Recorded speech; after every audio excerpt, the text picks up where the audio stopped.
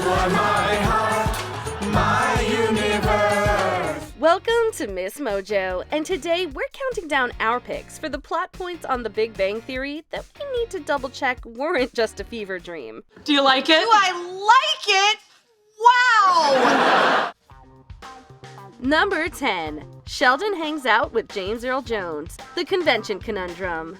When The Big Bang Theory enlisted James Earl Jones for a guest appearance, the audience and Sheldon got more than they bargained for. Sheldon approaches the actor when he tries to launch his own Comic-Con, but soon learns that the voice of Darth Vader has a quirky side. Hey, Los Angeles! I'm on a Ferris wheel with Darth Vader! And he's nicer than you think! The duo ends up spending a boisterous evening together that involves a Q&A over a banana split, riding a Ferris wheel, and singing karaoke.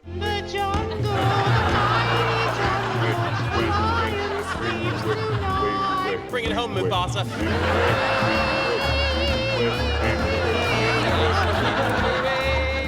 Let's not forget they also play a round of Ding Dong Ditch on Carrie Fisher. Seeing Sheldon pushed so far out of his comfort zone is nothing short of hilarious. Whoever booked James Earl Jones for this guest spot certainly got their money's worth. You were pre-med in college and you almost became a doctor? That's right. Oh, James. I could listen to your stories all night.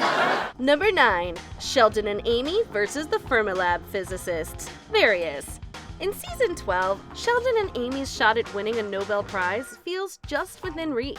But then the writers toss in one more hurdle. They face off against two scientists who accidentally proved their theory, thrusting them into the running too. So you weren't even thinking about super asymmetry? Thinking about it? We don't even understand it. And now look at the four of us, changing the face of physics. Understandably, our Nobel hopefuls grow frustrated as the clueless Fermilab physicists steal their spotlight, and eventually, Amy lets rip. Oh, for crying out loud, there is a term for that! It's called imposter syndrome, and you don't have it, because you can't have it if you are imposters, and you are! Things get even more unhinged when they discover one of the scientists is a notorious plagiarizer. While they decide not to expose him, his colleague has other plans. Someone published all the information about his plagiarism. It was me. Someone else told Firmalab and he lost his job. Also me. Still, by the time that the Fermilab guys are out of the picture, we're left scratching our heads thinking, did that actually happen? Number 8. Josh Wolowitz, the fortification implementation. The trope of a long-lost family member showing up unannounced always serves up some grade A drama. Indeed, that's exactly what happens when a young man claiming to be Howard's half-brother turns up at his and Bernadette's door. Are you saying you're my half-brother? I think so.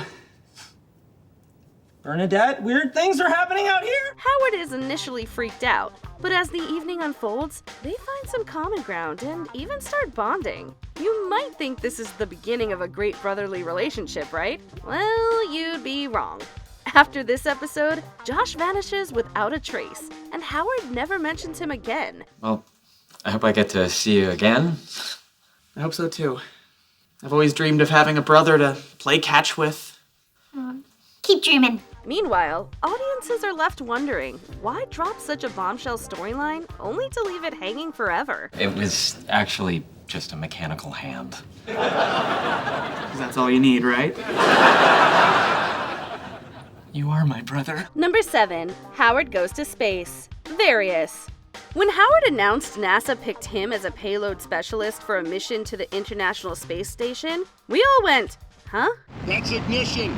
I love this part. Me too. I have strongly mixed feelings. Have you met Howard Wolowitz? Not exactly your typical astronaut material, is he? Plus, he barely survived the training. What did he expect the real deal to be like? I survived. I wasn't sure I was going to when the sandstorm hit. Just pulled my turtleneck up over my head and waited for death. Speaking of training, regular astronauts invest years for these missions, but Howard, he gets a quick crash course. Real NASA astronaut Mike Massimino was apparently impressed by the accuracy of the space station set, but that's pretty much where the realism taps out. Don't get us wrong, it's a fun ride, but the writers basically went off the earthly map with this one. We should probably talk in code. From now on, frog is me, sandwich means you, and lemon means rocket. So come on, sandwich, build me a lemon, because Froggy wants to come home. Number 6. Penny wakes up next to Raj, the roommate transmogrification and the skank reflex analysis. After a few drinks, Penny confesses to Raj that she regrets breaking up with Leonard. Can I tell you a secret? Yeah. I screwed up. Leonard's a great guy. Never should have broken up with him. But he's moved on, so what can she do? Well, she ends up spending the night with her buddy, throwing us all for a loop. Okay, look, this never happened. Do you understand me? Really? Still can't talk to me? We were just as surprised as she was waking up next to Raj, and she doesn't even get the chance to sneak out before the whole gang finds out. The next episode is a full-on cringe fest, as Penny grapples with the aftermath of the night before. Just as we thought this story couldn't have any more twists, Raj makes one more revelation that suggests all of Penny's fretting may have been a tad premature. I had trouble putting it on, and you tried to help, and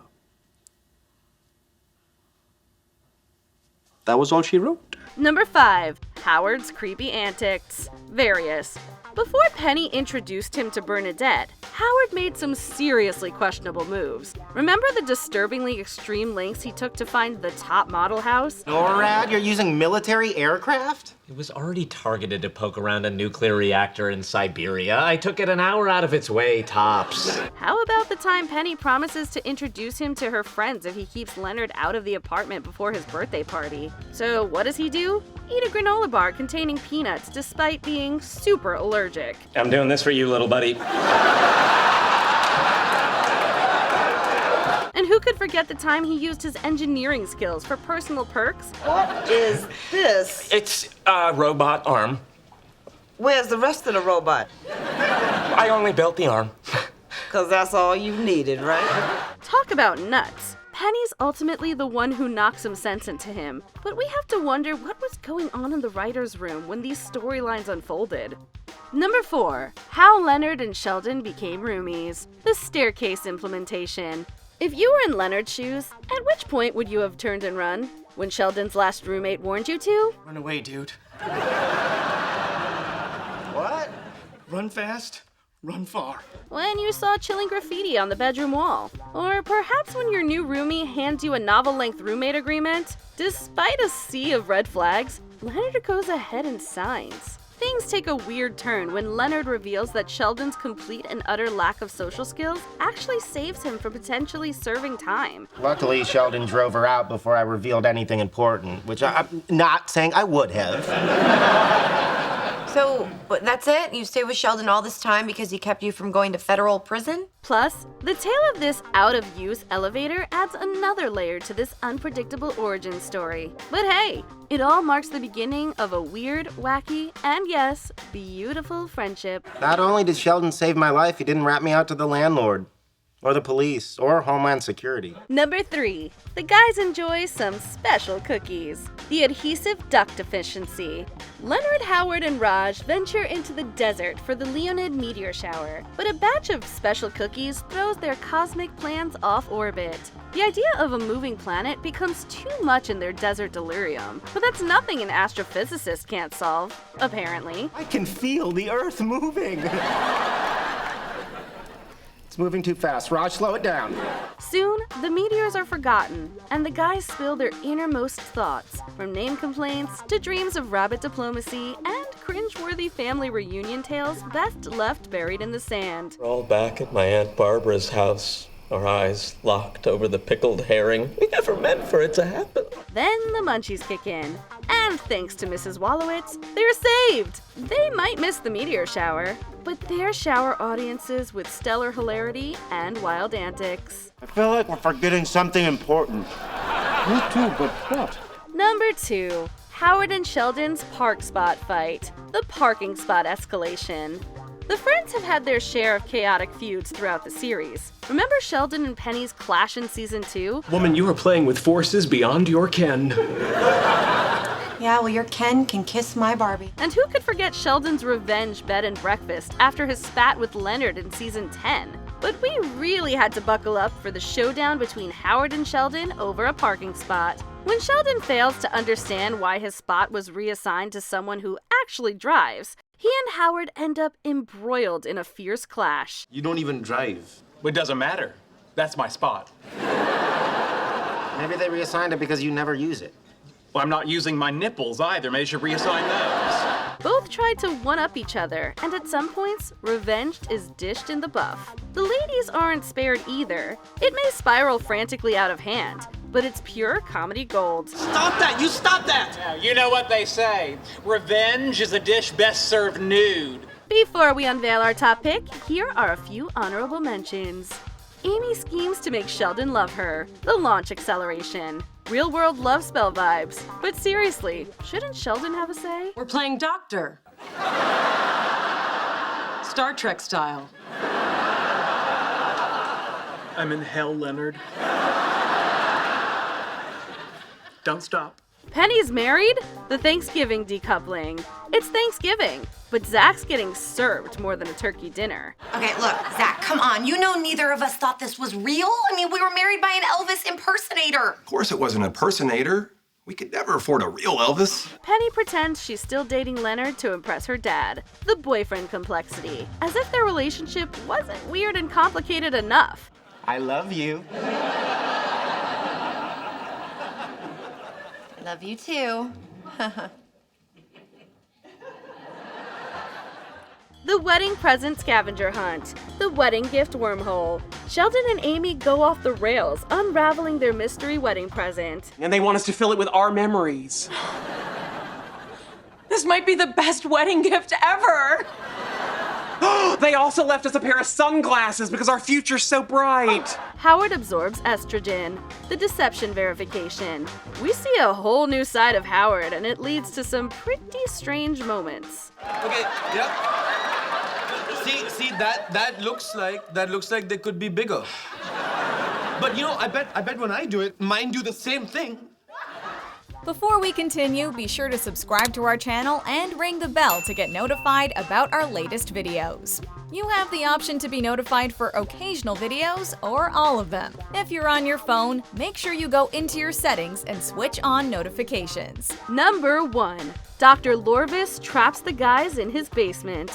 The misinterpretation agitation. Didn't the guys' parents ever teach them about stranger danger?